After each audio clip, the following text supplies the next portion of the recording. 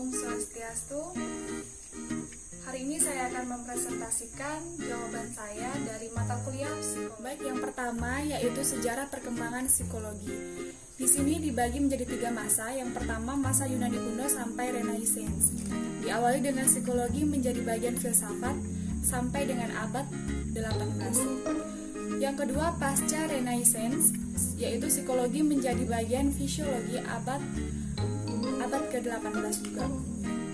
Dan yang ketiga akhir abad ke-19, psikologi menjadi ilmu yang berdiri sendiri sejak 1879. Pada tahun 1879, Wilhelm Wundt, yaitu filsuf, dokter, sosiolog, dan ahli hukum dari Jerman, mendirikan laboratorium psikologi di Leipzig, Jerman. Lab ini merupakan laboratorium psikologi pertama di dunia. Wundt menyatakan bahwa objek telaah psikologi bukan lagi berupa hakikat jiwa yang tidak bisa diobservasi, tetapi fenomena-fenomena kejiwaan berupa tingkah laku. Wundt juga menyatakan bahwa gejala-gejala jiwa tidak dapat diterangkan semata-mata berdasarkan proses alam sebagaimana dijelaskan melalui fisiologi. Fisiologi hanya berfungsi sebagai ilmu bantu psikologi.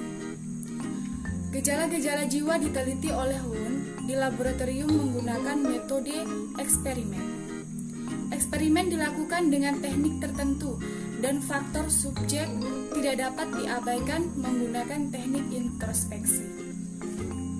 Selanjutnya, hasil-hasil penelitian Wundt dipublikasikan dalam bentuk buku, dan sejak itu psikologi diakui sebagai suatu disiplin ilmu dan kemudian mengalami perkembangan. Baik, untuk jawaban yang terakhir yaitu mengenai istilah-istilah dalam psikologi. Yang pertama, abasement, yaitu perbandingan secara tidak menyenangkan, entah dibandingkan dengan orang lain atau dengan norma di sekitar. Kemudian ada abnormal, mengenai perilaku menyimpang dengan norma di masyarakat, tidak biasa atau luar biasa. Ackerman Nathan Ward, seorang psikolog dan terapis, penggagas bidang ilmu psikologi keluarga. Ada afeksi, yaitu istilah psikologi untuk ekspresi dan emosi yang dapat diamati. Afeksi termasuk gerak tubuh, nada bicara, ekspresi wajah, tertawa dan menangis. Kemudian ada afiliasi, yaitu kebutuhan untuk menciptakan hubungan lekat dengan orang lain. Kemudian ada agresi, yaitu tindakan yang dimaksudkan untuk melukai, menyakiti, atau mengakibatkan kepedihan pada diri orang lain. Kemudian ada aktualisasi diri, yaitu adalah kebutuhan individu untuk melakukan atau mencapai sesuatu yang sesuai dengan potensi, prinsip, dan jati diri yang ia yakini.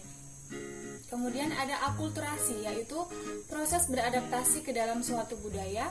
Ada alienasi, yaitu sensasi terpisah secara emosional, memunculkan perasaan terisolir dan sendirian, dapat berlaku dalam kelompok seperti dikucilkan oleh masyarakat. Kemudian ada ambivalen, yaitu perasaan tak sadar yang bertentangan dalam diri seseorang. Kemudian ada ambivert, yaitu antara introvert dan extrovert. Kemudian ada antagonisme sosial, yaitu perilaku tidak kooperatif yang ditujukan seseorang pada masa remaja dilakukan tanpa alasan yang jelas. Kemudian ada antipati, yaitu penolakan yang kuat.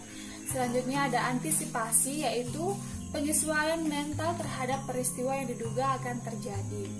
Kemudian ada Better Child Syndrome, yaitu gangguan psikologi yang terjadi karena anak mengalami kekerasan fisik jangka panjang, dapat berujung pada kenakalan, trauma, dan kepribadian ganda.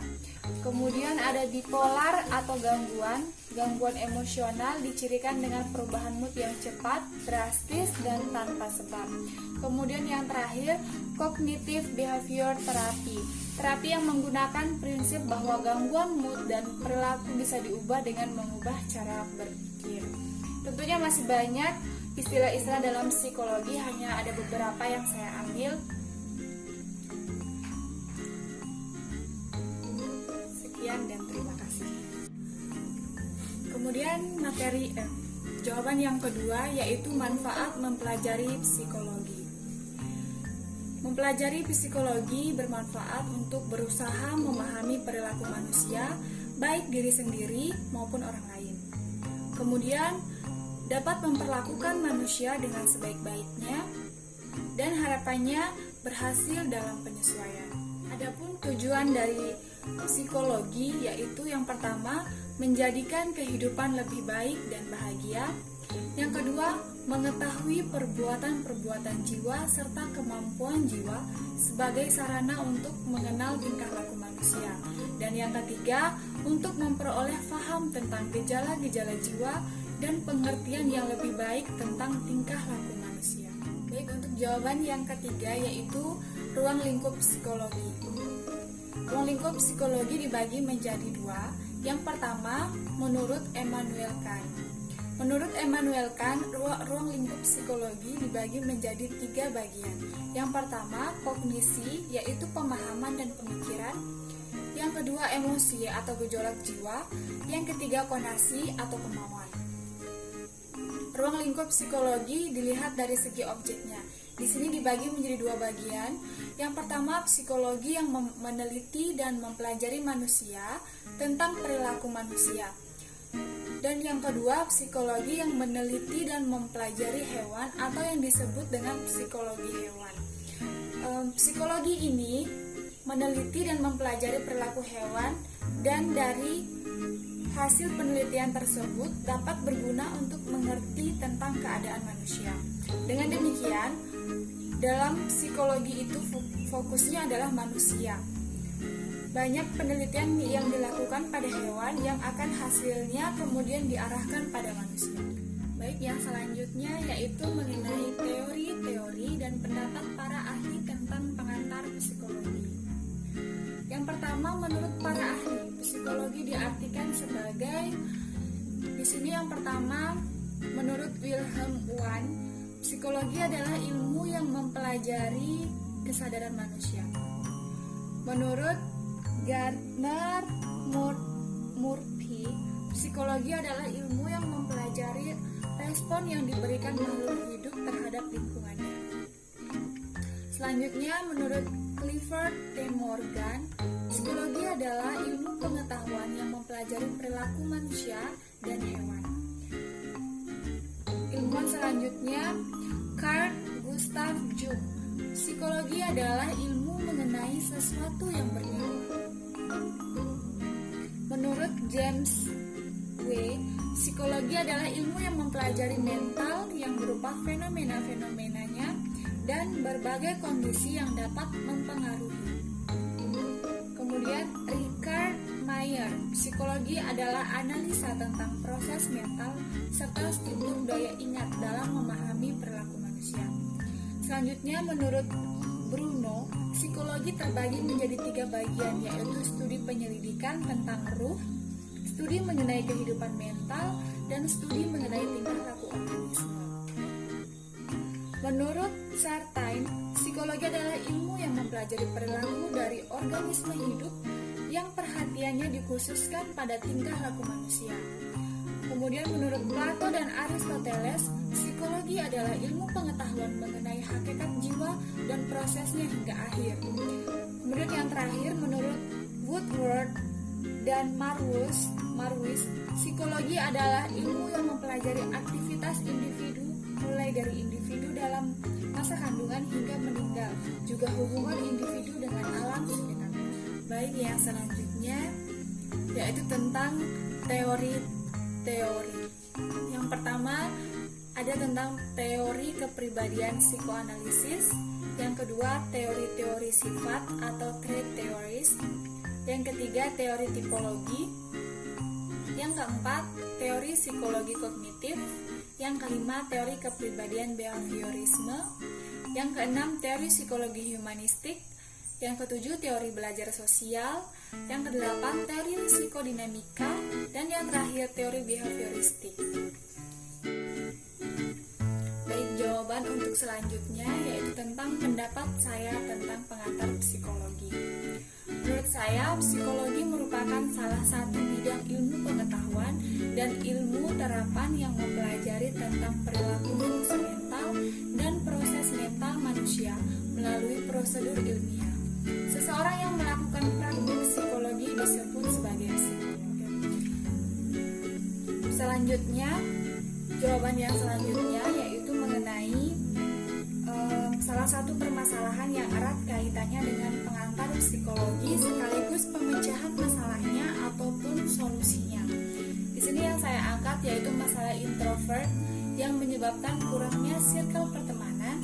Insecure juga jadi salah satu penyebabnya.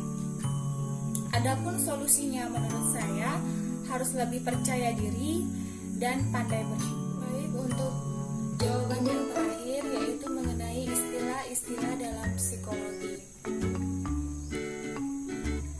Yang pertama, abasement, yaitu perbandingan secara tidak menyenangkan, entah dibandingkan dengan orang lain atau dengan norma di sekitar.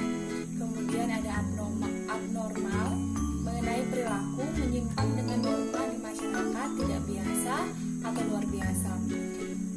Ackerman Nathan Ward, seorang psikolog dan terapis, penggagas bidang ilmu psikologi keluarga. Ada afeksi, yaitu istilah psikologi untuk ekspresi dan emosi yang dapat diamati. Afeksi termasuk gerak tubuh, nada bicara, ekspresi wajah, tertawa dan menangis. Kemudian ada afiliasi, yaitu kebutuhan untuk menciptakan hubungan lekat dengan orang lain. Kemudian ada agresi, yaitu tindakan yang dimaksudkan untuk melukai, menyakiti, atau mengakibatkan kepedihan pada diri orang lain. Kemudian ada aktualisasi diri, yaitu adalah kebutuhan individu untuk melakukan atau mencapai sesuatu yang sesuai dengan potensi, prinsip, dan jati diri yang ia yakini. Kemudian ada akulturasi, yaitu proses beradaptasi ke dalam suatu budaya. Ada alienasi, yaitu sensasi terpisah secara emosional, memunculkan perasaan terisolir dan sendirian, dapat berlaku dalam kelompok seperti dikucilkan oleh masyarakat. Kemudian ada ambivalen, yaitu perasaan tak sadar yang bertentangan dalam diri seseorang. Kemudian ada ambivert, yaitu antara introvert dan extrovert. Kemudian ada antagonisme sosial, yaitu perilaku tidak kooperatif yang ditujukan seseorang pada masa remaja dilakukan tanpa alasan yang jelas. Kemudian ada antipati, yaitu penolakan yang kuat. Selanjutnya ada antisipasi, yaitu penyesuaian mental terhadap peristiwa yang diduga akan terjadi. Kemudian ada better child syndrome, yaitu gangguan psikologi yang terjadi karena anak mengalami kekerasan fisik jangka panjang, dapat berujung pada kenakalan, trauma, dan kepribadian ganda. Kemudian ada bipolar atau gangguan emosional dicirikan dengan perubahan mood yang cepat, drastis, dan tanpa sebab. Kemudian yang terakhir, cognitive behavior terapi yang menggunakan prinsip bahwa gangguan mood dan perilaku bisa diubah dengan mengubah cara berpikir. Tentunya masih banyak istilah-istilah dalam psikologi, hanya ada beberapa yang saya ambil.